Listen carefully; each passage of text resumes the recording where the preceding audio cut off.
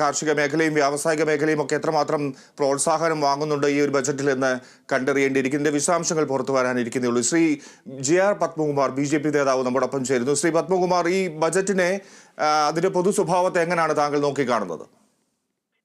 വളരെ വികസനോന്മുഖമായിട്ടുള്ളൊരു ബഡ്ജറ്റാണ്. അതിന്റെ ബഡ്ജറ്റിന്റെ പൂർണ്ണരൂപം നമ്മുടെ ധനകാര്യമന്ത്രി ഈ ലൈവായി പറഞ്ഞത് കാര്യങ്ങൾ മാത്രമേ നമ്മുടെ ശ്രദ്ധയിലുള്ളൂ. ബാക്കി ഇനി പുറത്തു വരാൻ ഇരിക്കുന്നതേ ഉള്ളൂ.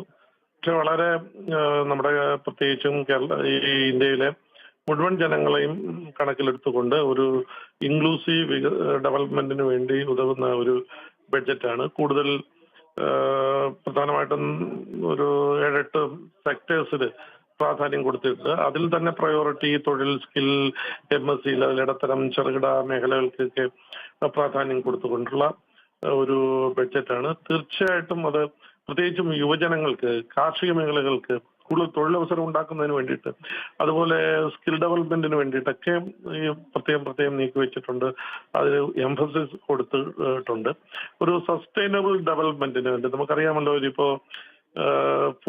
to fulfill the needs of the present generation without harming the needs and demands of the future generation എന്നുള്ള ആ രീതിയിൽ കണക്കെടുക്കുമ്പോൾ ഇന്നത്തെ തലമുറയ്ക്കും ഭാവി തലമുറയും കൂടി ലക്ഷ്യം വെച്ചുകൊണ്ടുള്ള ഒരു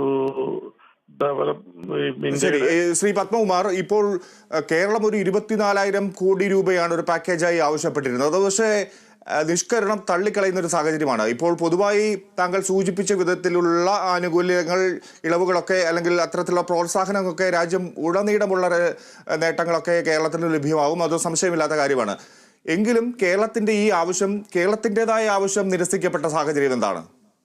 അതല്ലല്ലോ, നിങ്ങൾ ഇപ്പൊ പാക്കേജ് കൊടുത്തിട്ടുള്ള സംസ്ഥാനങ്ങൾ നോക്കും. മണ്ണിടിച്ചില് അല്ലെങ്കിൽ വെള്ളപ്പൊക്കവും ഇതുമായി ബന്ധപ്പെട്ട കാര്യങ്ങൾ ചെയ്യുന്നതിന് വേണ്ടിയിട്ട്, അല്ലെങ്കിൽ അവര് കൊടുക്കുന്ന പാക്കേജിനെ സംബന്ധിച്ചിട്ടുള്ള നിർദ്ദേശങ്ങളും നടപടികളുണ്ട്. നമ്മൾ എന്തിനാ ചോദിക്കുന്നത്?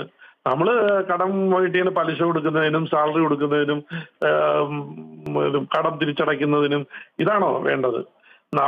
ഇപ്പൊ ഓരോ ഫണ്ടിനെ ഓരോ സംബന്ധിച്ച് ഞാൻ ചെറുതായിട്ട് നോക്കിക്കൊണ്ടിരിക്കുകയായിരുന്നു. അപ്പൊ ഓരോ ചില കാര്യങ്ങളിലൊക്കെ മേഖലകളിൽ കൊടുത്തിട്ടുള്ളത് ഇപ്പൊ അർബൻ ഡെവലപ്മെന്റിന് കൊടുത്തിട്ടുണ്ട്, കാർഷിക മേഖലയ്ക്ക് കൊടുത്തിട്ടുണ്ട്. അതിനൊക്കെ ഇന്ന കാര്യങ്ങൾക്ക് വേണ്ടിയിട്ടാണ് ഡെവലപ്മെന്റിന് വേണ്ടി പൈസ കൊടുക്കുന്നത്. നമ്മൾ ചോദിക്കുന്നത് കുറച്ച് പൈസ കുത്തക എമൗണ്ട്, ഒരു ബൾക്കായിട്ട് എമൗണ്ട് ചോദിക്കില്ല. അതല്ലല്ലോ, അങ്ങനെയല്ല ചോദിക്കേണ്ടത് ഇന്ന മേഖലയിലെ ഡെവലപ്മെന്റിന് ഞങ്ങൾ നമ്മുടെ മൂലധന നിക്ഷേപത്തിന് വേണ്ടിയിട്ട്, ഇന്ന മേഖലയിൽ നിക്ഷേപിക്കുന്നതിന് വേണ്ടിയിട്ട്, എനർജി സെക്ടറിൽ, ഇന്ന് വിദ്യാഭ്യാസ മേഖലയിൽ അങ്ങനെയാണോ ചോദിക്കുന്നത്?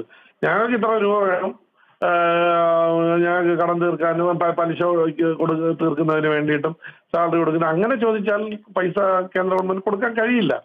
കൊടുക്കുന്നതെല്ലാം നോംസിന്റെ അടിസ്ഥാനത്തിലാണ്. ഓരോ ഇഷ്ടത്തിന് അനുസരിച്ച് പ്രധാനമന്ത്രിയുടെയോ അല്ലെങ്കിൽ ധനകാര്യമന്ത്രിയോ ഇഷ്ടത്തിനനുസരിച്ച് കൊടുക്കാൻ കഴിയില്ലല്ലോ. എന്തായാലും ഈ ബീഹാറിനെയും ആന്ധ്രയും ഒക്കെ ഇങ്ങനെ തൊട്ടു തലോടുക മാത്രമല്ല, അവരെ വല്ലാതെ ലാളിക്കുകയും ചെയ്യുന്നുണ്ട് ശ്രീ പത്മകുമാർ.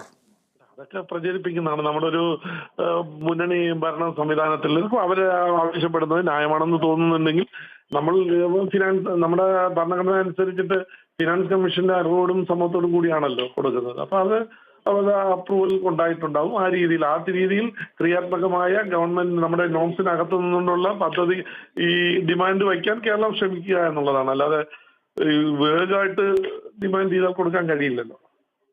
ശരി, വളരെ നന്ദി താങ്കളുടെ പ്രതികരണത്തിന്. KC ഉണ്ണികൃഷ്ണനിലേക്ക് തിരികെ വരികയാണ്. ഉണ്ണി, ഇപ്പോൾ പ്രധാനമായ ഒരു ബജറ്റ് വന്നു കഴിഞ്ഞാൽ എന്താണ് വില കുറയുന്നത്, കൂടുന്നത് എന്നൊക്കെ പ്രധാനപ്പെട്ട ഒരു കാര്യമാണ്. അത്തരത്തിലുള്ള വില വിവരങ്ങൾ, വില താഴുന്ന വിവരങ്ങൾ, വില ഉയരുന്ന വിവരങ്ങൾ എങ്ങനെയാണ്? തീർച്ചയായും ഏറ്റവും പ്രധാനമായും പറയേണ്ട കാര്യം